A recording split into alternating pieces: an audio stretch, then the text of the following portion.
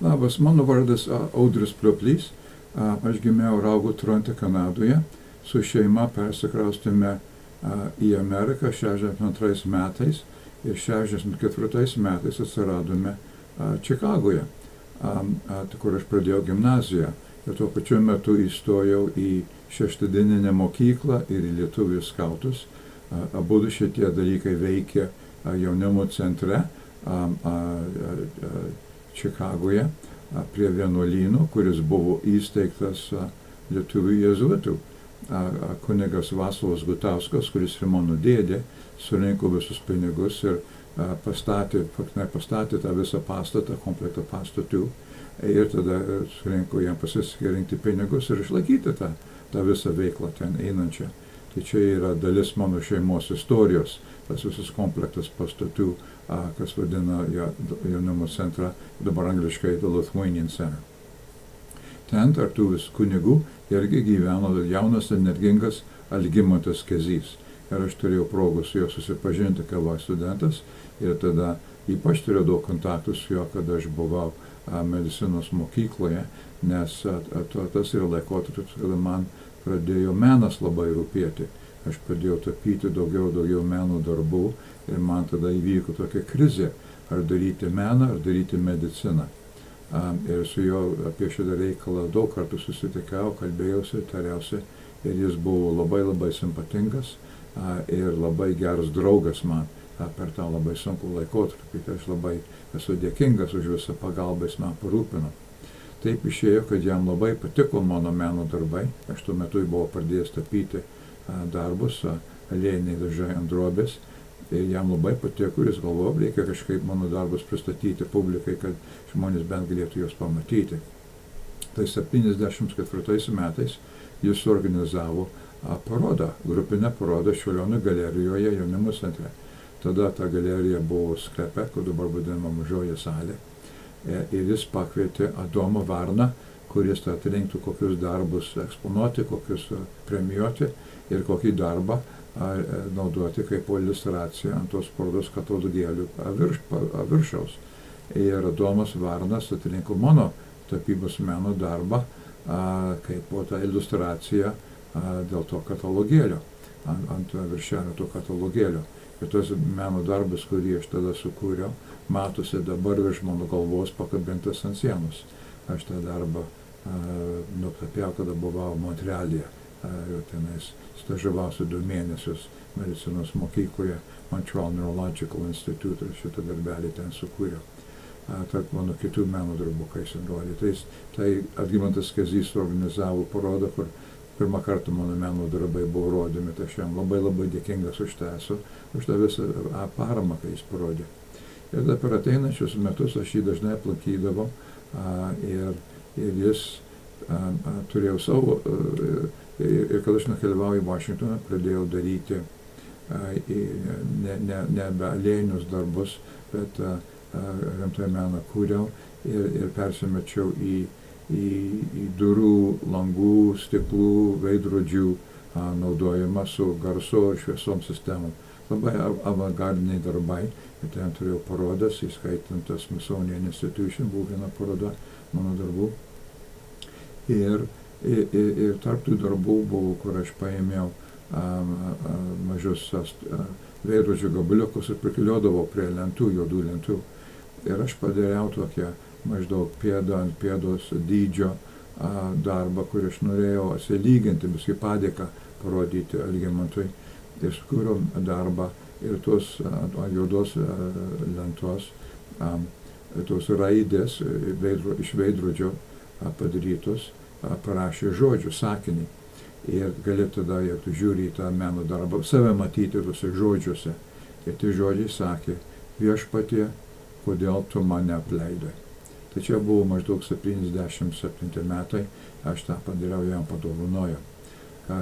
Kas buvo visai nežinoma tuo metu, yra, kad jis tada netolimoje ateityje paklius į didžiulę problemą su tėvais jėzuitais. Jis pradėjo sekti modernią teologiją, filosofiją ir savo pamoksluose pradėjo sakyti dalykus, kad dalis šventų rašto yra pagrįsti ne istorija, bet metodologija. O tas dabar labai priimtina, labai suprantama, čia visiška teisybė. Tai jis buvo labai, žinai, naujausią informaciją suteikė, bet lietuviai jėzuitai to negalėjo priimti ir jį išvarė lauk iš jėzuitų. Tai dabar atsiranda žmogus, kuris visą gyvenimą buvo išlaikomas faktinai, viską, ką jis darė tenai su studentais, su savo kaip kunigas, tai čia nėra labai pelningas darbas, tai jis dabar turėjo kažkaip iš savo meno, su fotografijų išsilaikyti. Šalia to jis buvo kaip jėzuitas, vienas pagrindinis universitetas Čikagoje, Loyola University, yra jėzuitų universitetas, ir jie leido jo knygas fotografijos. Ir tada čia buvo, žinai, kaip ne tik reklama, bet irgi buvo uždarbis jam, knygos prasidavė ir jam atėjo biskį pinigų iš to dalyko, bet tada, kada nebesi jėzuitas, tos knygos sustojo leisti, tai jam tikrai buvo labai sunku. Ir jis įsteigė savo galeriją, ne kaip jis finansiškai tą darė, adresas buvo 744 Šiaurės Wells gatvė, Čikagoje, pastatas, kur aš man dabar dar ir veikianti galerija yra, ten išnuomavo 2-3 metam ir organizavo parodas. Ir 80 metais pakvietė, kad aš ten rodyčiau. Kai aš turėjau parodą, man buvo didelė garbė Čikagos miesto centre turėti asmeninę parodą. Ir ne tik tai tas, bet ta paroda buvo recenzija parašyta. Harold Hayden, kuris tuo metu buvo pagrindinis meno kritikas Čikagoje, aprašė mano parodą ir sakė, kad mano meno darbai, kad žodo, turiu a splendid imagination. Reiškia, kad aš turiu puikią vaizduotę. Tai čia buvo labai gražus įvertinimas mano parodos. Viskas dėka Algimanto Kezio, tai aš labai dėkingas už tą esu. Ką aš nežinojau tada, yra kas įsibėrė daug toliau iš daug dešimtmečių. Yra 2006 metais ir 2012 metais aš turėjau savo asmeninės parodas Čikagos universitete, Rockefeller Memorial Chapel. Tai čia Čaplerio žodis koplyčia, tai iš tikrųjų čia ne koplyčia, čia yra katedra. Tai toje katedroje turi meno parodas. Ir mane labai sužavėjo tie vitražiniai langai, kurie tenais yra, tas spalvų intensyvumas ir jų dizainas, mane nubloškė. Ir aš tada nutariau, kad aš turiu kažką pats sukurti, ne vitražiniais langais, bet iš kitos dimensijos, ir aš tada pradėjau kurti savo šviesos skulptūras. Tai mano įkvėpimas šviesų skulptūrų atėjo iš tų parodų. Ir ką aš nežinojau, yra, kad Harold Hayden tas parodas, tas vitražinius langus buvo sukūręs ir padaręs. Tai čia toks surišimas, sutapimas įvyko. Jis ne tik tai buvo meno kritikas pagrindinis Čikagoje, bet jis irgi dėstė meną Čikagos universitete, kur ta paroda įvyko. Tai toks istorinis sutapimas įvyko. Dabar Kezys tada perkelė, negalėjo išlaikyti tą nuomą, kas ten buvo, atidarė savo galeriją, tą galeriją perkelė, kuris gyveno Stickney, Illinois, kuris ten buvo apsistojęs, išnuomavęs vietą. Dabar tas kas buvo, jis ten darė daug parodų, daug žmonių kvietė, ir kada įėjai į jo namą, tada, kada prieėjai pro duris, kada įėjai į sieną, pirmas dalykas, ką matei, buvo tas meno darbas, ką aš jam padovanojau. Viešpatie, kodėl tu mane apleidai. Ir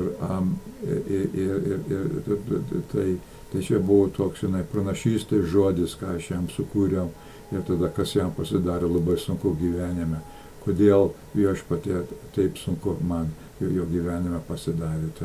Tai toks sutapimas įvyko. Paminėti, kada jis pradėjo savo fotografijos, buvo kunigas tuo metu 65 metais. Hugh Edwards dirbo Art Institute Čikagos meno institute ir įkūrė sekciją, kur tik tai pradėjau pirkti fotografiją kaip meno darbas. Ir vienas iš pirmatinių žmonių, kur pirko visą komplektą darbų, buvo iš Algimanto Kezio. Ir jis tada turėjo savo asmeninę parodą 65 metais Čikagos meno institute, kas tikrai didžiulė pagarba jam buvo parodyta tada. Dabar tiksliai prieš 8 metus institutas organizavo parodą, tie 70 geriausi fotografai jų rinkiniuose, ką jie turi. Ir tarp tų 70 Algimantas Kazys įtrauktas buvo. Ir tai daugiausia tų fotografų buvo tai po vieną fotografiją turėjo. Algimantas turėjo, jis buvo įstatyta 3 fotografijos. Ir tai čia jau irgi pagarba parodyta, ne vieno neužtenka, reikia 3 rodyti. Bet šalia to jie pastatė atskirą sieną, atskirai, kad matytųsi, kad šitie darbai atskirti nuo visų kitų. 3 Algimanto Kezio. Ir dabar jeigu žiūrėsite į tą Art Institute of Chicago tinklapį ir žiūrėsite į jų archyvą, tenais dabar rasite nuotraukas iš tos parodos ir su Kezio 3 fotografijos, tai yra tos vienos sienos, atskira nuotrauka, tikrai tos sienos yra. Tai čia didžiulį pagarbą jam parodė. Tai tas buvo 2017 metais. Tai mano šičia labai turiu šiltus prisiminimus jo, jis man buvo labai geras žmogus ir man didžiulė garbė, kad prieš 4 metus aš turėjau asmeninę parodą Kybartuose, Algimanto Kezio meno galerijoje ir